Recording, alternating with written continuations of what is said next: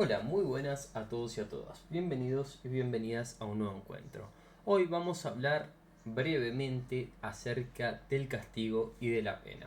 Así que empecemos. Con el nacimiento de las religiones monoteístas, la austeridad y el sufrimiento van a aparecer como valores. Este Dios monoteísta reconoce una mayor libertad sobre su creación, por la cual el hombre posee un libre albedrío que le permite amar a Dios, pero a la vez elegir su destino.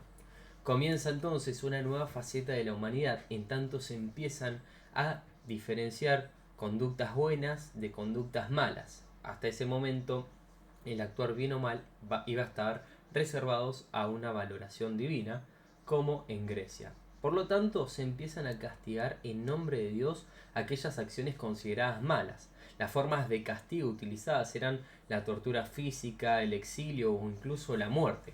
La pérdida de la libertad no era considerada un valor, ya que en esa época lo que imperaba era la esclavitud.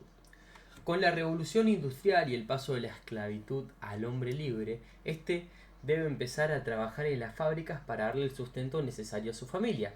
Entonces la libertad pasa a ser un valor en esta nueva forma de organización social. Se produce una profunda reforma social y con ella se sientan nuevas bases sobre el derecho conocido.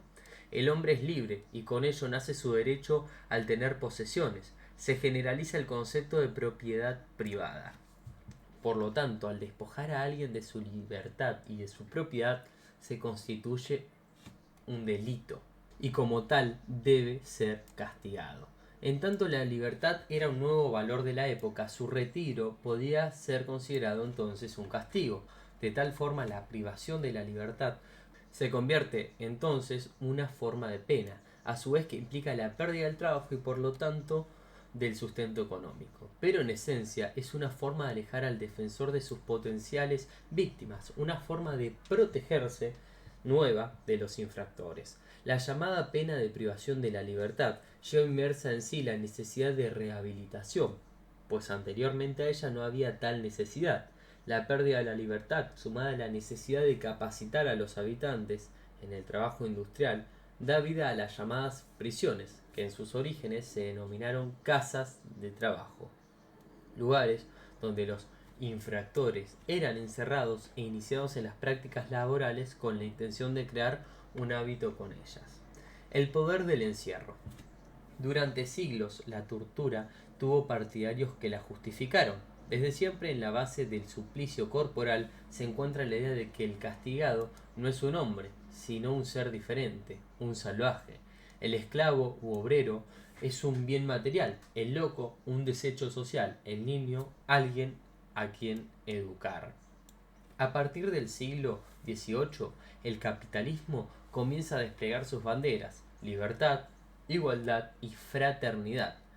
La suspensión de los suplicios fue el efecto de reordenaciones profundas, pero en verdad no fue desterrado de las prácticas manicomiales, carcelarias, fabriles y en algunos casos educativas. A fines del siglo XVIII y principios del siglo XIX van desapareciendo los castigos corporales en público. El castigo ha cesado poco a poco de ser teatro y todo lo que podía llevar consigo del espectáculo se encuentra en adelante afectado por el índice negativo. El Estado comprendió la ferocidad con la que se trataba al condenado para demostrarles a todos los que les podía pasar si cometían algún delito. Terminó por volverse en contra de él y de sus representantes. Así el verdugo fue considerado un criminal y los jueces unos asesinos, haciendo del supliciado un objeto de compasión y de admiración. Es así como el castigo en los comienzos del siglo XIX tendía a convertirse en la parte más oculta del proceso penal. Se abandonó el dominio de la percepción casi cotidiana para entrar en el de la conciencia más bien abstracta. Era la certidumbre de ser castigado y ya no el teatro macabro lo que debe apartarse del crimen. La mecánica del castigo cambia sus engranajes. Desde el decir de Foucault, el castigo pasa del cuerpo a la representación. La ejecución de la pena se convierte en un sector autónomo, un mecanismo administrativo que le quita un peso encima. Al mismo tiempo opera una denegación teórica, como si los jueces dijeran: no crean que lo esencial de la pena que infligimos consiste más bien en castigar, sino se va a tratar de corregir, de reformar y o, en algunos casos, curar. Hay en la justicia moderna una vergüenza de castigar que no siempre excluye el celo ni la complacencia y hasta su justificación. Las prácticas punitivas se vuelven púdicas. No tocar el cuerpo o tocarlo lo menos posible para herir en él algo que no es el cuerpo mismo.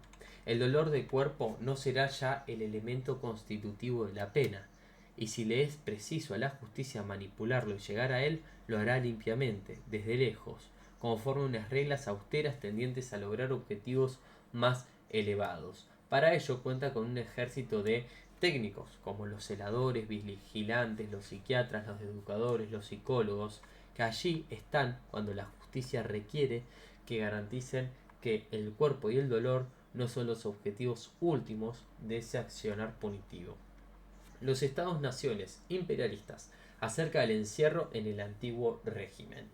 Bajo el antiguo régimen, la internación no era aplicada como castigo ni como medio curativo.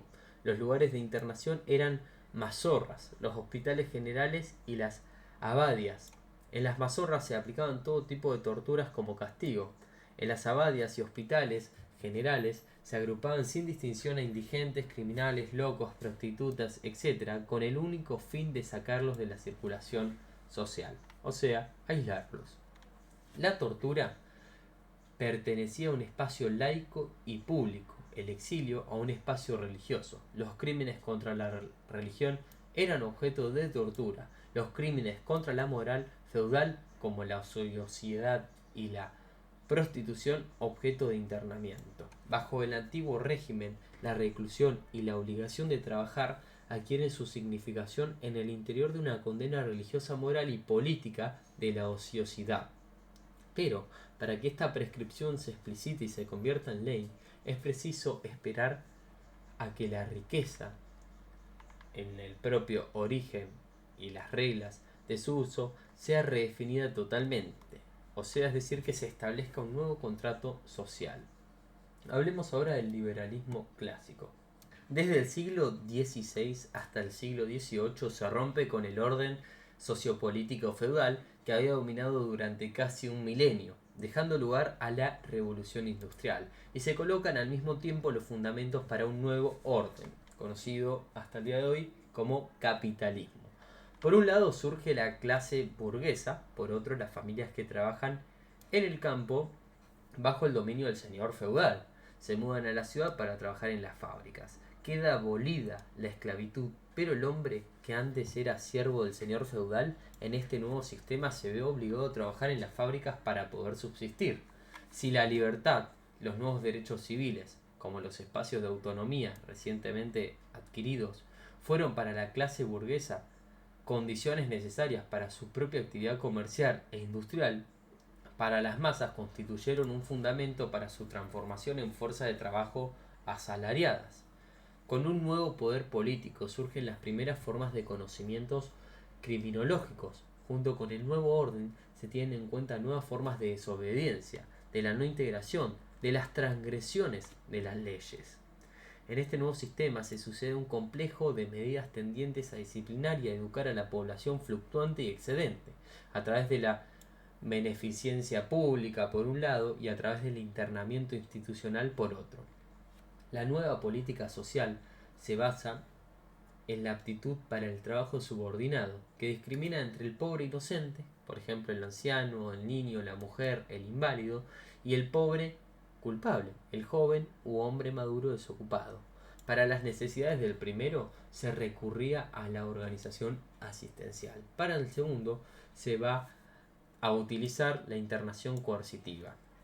En estos sitios, los ociosos, los vagabundos y los transgresores de la ley se verán obligados a un trabajo más duro y alienante que el del mercado libre, para que el terror de acabar internado obligase a la fuerza de trabajo desocupada a aceptar las condiciones de trabajo más intolerables. En los orígenes de una sociedad capitalista, el propio hacer de la política del contrato social se encuentra en la emergencia de un proyecto político capaz de conciliar la autonomía de los participantes en su relación respecto de la autoridad del soberano, pero con un sometimiento de las masas disciplinadas a las exigencias propias de la producción. La escuela liberal clásica no consideraba al delincuente como un ser diferente a los demás. No parte de la hipótesis del rígido determinismo, sino se detiene sobre todo en el delito entendido como un concepto jurídico, como violación a los derechos. El derecho y la pena no eran considerados un medio para modificar al delincuente, sino sobre todo un instrumento legal para defender a la sociedad del crimen. Ya no es el cuerpo el objeto de la penalidad, es ahora el alma. Lo que se logra es calificar a un individuo marcándolo con una señal distinta del fuego de antaño, pero no por eso menos indeleble. Surgimiento de la cárcel en el siglo XIX. Con la aparición del sistema de producción capitalista, la libertad adquirió, como decíamos, un valor económico. La pena privativa de la libertad se convierte en el castigo más difundido. Se pasa a una política de aniquilación del transgresor a una política de reintegración del que ha puesto fuera o se ha colocado, posicionado subjetivamente fuera de ese pacto social. Los sujetos encerrados pasan a ser objeto de estudios de criminólogos, psiquiatras y más adelante en la actualidad de psicólogos también. Se desarrolla toda una arquitectura distinta a la de los espacios amurallados de las épocas anteriores. Tendrá como objetivo permitir el control interior, hacer visibles a los que se encuentran dentro, una arquitectura que tendrá como objeto transformar a los que se encuentran adentro, manobrear hasta ellos el efecto del poder, ofrecerles un conocimiento y poder modificarlos. Obviamente en esta mirada se ve al humano como objeto. Con el panóptico se logra que el interno siente una vigilancia permanente independientemente de que sea continua o no. A su vez, el celador o guardián escribe sus observaciones sobre cada detenido. La idea aquí es modificar el comportamiento, encauzar la conducta de los individuos, experimentar medicamentos y ver sus efectos, enseñar métodos a los obreros y ver cuál es el más rentable. El panóptico es el lugar privilegiado para experimentar sobre los hombres y analizar las transformaciones que operan en ellos. Va a funcionar como una especie de laboratorio del poder. ¿Muy perverso todo? Sí, pero así fue. La prisión debe ser entonces un aparato disciplinario exhaustivo. Debe ocuparse de todos los aspectos del individuo, de su educación física, de su aptitud para el trabajo, de esa conducta cotidiana y, como no, de su moral. Va a haber una disciplina incesante.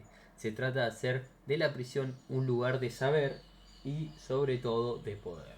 Tiempos modernos. La escuela positivista con Lambroso, Ferri y Garófalo conduce entonces a una nueva forma de considerar el delito. Es una reacción contra las teorías racionalistas abstractas, como el acto, el individuo, que ahora pierden su consistencia frente a un nuevo paradigma científico basado en el concepto naturalista de totalidad. Para el positivismo, el delito es también un ente jurídico, pero derecho que califica este hecho humano no debe aislar la acción del individuo de la totalidad natural y obviamente social. La función de la prisión será ahora, a partir de este nuevo postulado científico, obtener sobre el detenido un saber que permita transformar la medida penal en una operación penitenciaria, que hará de esa pena que la infracción hizo necesaria una modificación del detenido útil para la sociedad. En este aparato penitenciario, el infractor condenado, al pasar los muros de la prisión, se convierte en delincuente. El castigo legal recae sobre un acto, la técnica punitiva sobre el total de una vida. Le corresponde a este dispositivo modificar su existencia o colmar sus lagunas a través de una práctica coactiva. Muchas gracias.